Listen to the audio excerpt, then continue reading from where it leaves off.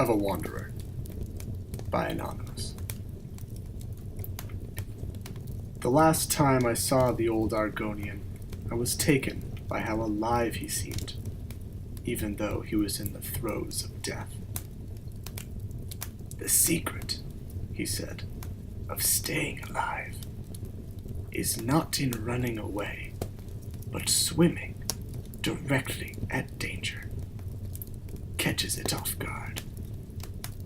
"Is that how you managed to find this claw?" I asked, brandishing a small carving as if it were a weapon.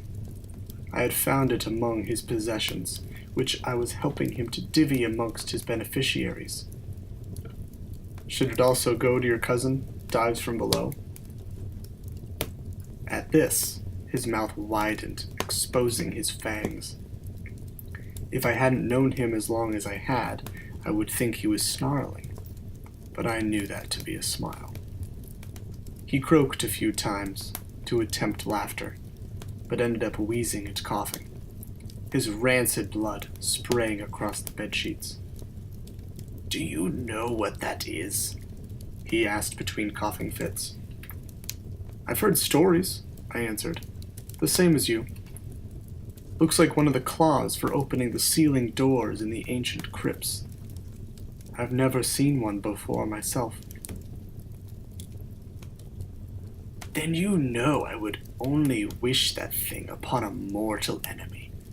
Giving it to my cousin would just be encouraging him to run into one of those barrows and get split by a drog blade." "So you want me to have it then," I joked. "Where did you even get this?" "My kind can find things that your people assumed were gone. Drop something to the bottom of a lake, and a Nord will never see it again. Amazing what you can find along the bottoms."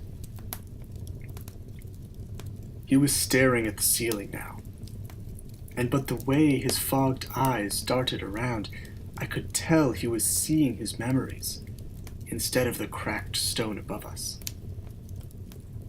"Did you ever try to use it?" I whispered to him, hoping he could hear me through his fog. "Of course," he snapped, suddenly lucid. His eyes widened and fixed on me.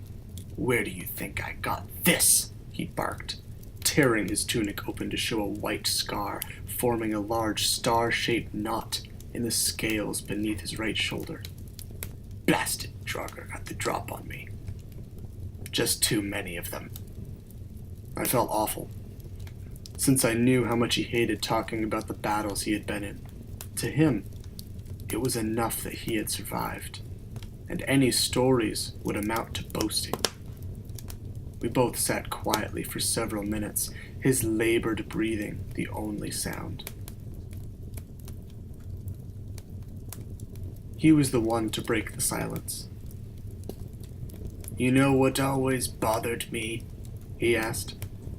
"Why they even bothered with the symbols." "The what?" "The symbols, you fool. Look at the claw." I turned it over in my hand. Sure enough, etched into the face were 3 animals: a bear, an owl, and some kind of insect. "What do the symbols mean, dear Keza?" "The ceiling doors. It's not enough to just have the claw. They're made of massive stone wheels that must align with the claw's symbols before they're open. It's a sort of lock, I suppose. But I didn't know why they bothered with them. If you had the claw, you also had the symbols to open the door, so why?" He was broken up by a coughing fit. It was the most I had heard him speak in months, but I could tell how much of a struggle it was. I knew his mind, though, and I helped the thought along. "Why even have a combination if you're going to write it on the key?" "Exactly. But as I lay bleeding on the floor, I figured it out.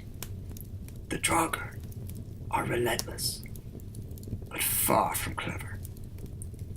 Once I was downed, they continued shuffling about to no aim, no direction, bumping against one another, the walls. So the symbols on the doors weren't meant to be another lock, just a way of ensuring the person entering was actually alive and had a functioning mind. Then the doors were never meant to keep people out. They were meant to keep the Draugr in.